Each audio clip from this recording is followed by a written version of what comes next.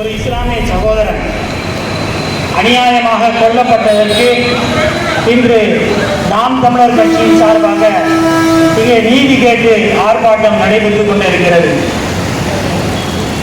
சிலர் பேசும்போது சொன்னார்கள், தமிழகத்திலே சட்டம் சீர்கெட்டு விட்டது என்று.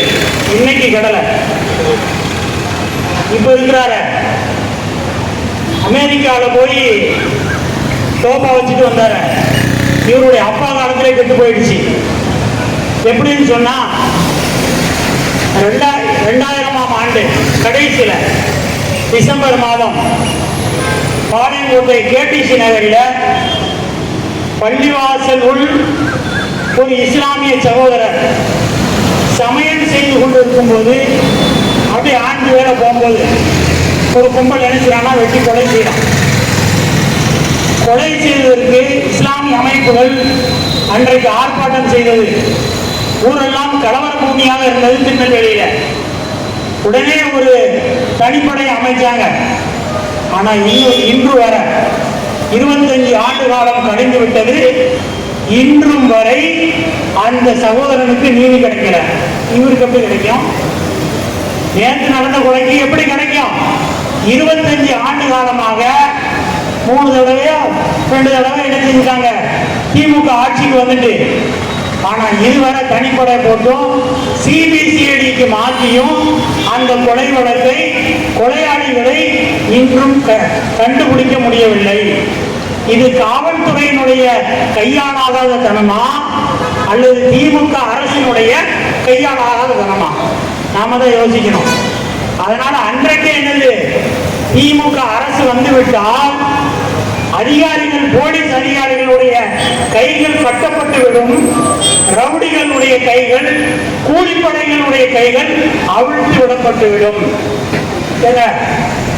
அவர் அழகா பேட்டியில சொல்றாரு, என்னை கொண்டு போடுவான், எனக்கு எப்பவும் மரணம் முடிவாயிடுச்சு, தயவு செய்து நடவடிக்கை எடுங்க அப்படின்னு சொல்றாரு.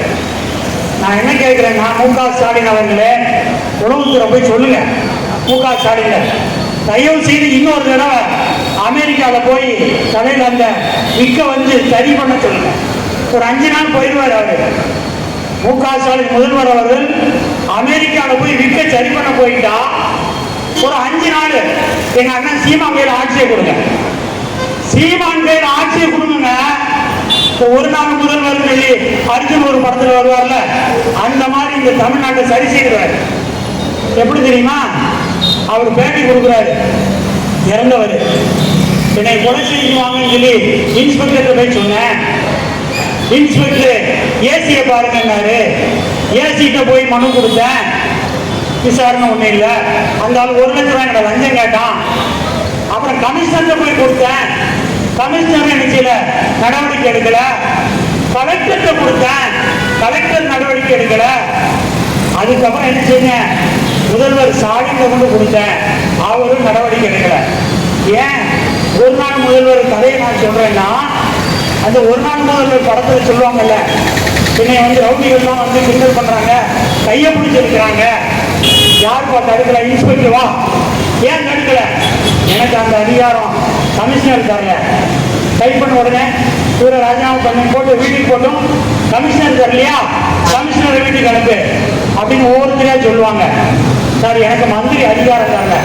அதே மாதிரி நாங்க என்ன சொல்றோம்னா, நீங்க வந்து சாதாரணமா இன்ஸ்பெக்டரையும் ஏசியையும் மட்டும் நீங்க என்ன செய்யக்கூடாது, இந்த வழக்குல போடக்கூடாது. அவர் யாருக்கெல்லாம் கம்ப்ளைண்ட் கொடுத்திருக்கிறாரு?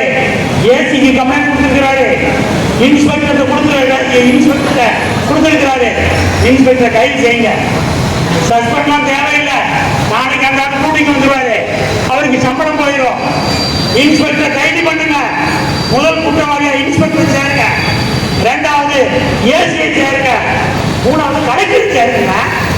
கலெக்டருக்கு மனு கொடுத்துருக்காருல, கலெக்டர் கொலை குற்றவாளியில உள்ள வராரு. கலெக்டர் மட்டும் இல்ல, கமிஷனர் அவத்தையும் மனு கொடுக்குறாரு, என் உயிருக்கு பாதுகாப்பு இல்லை.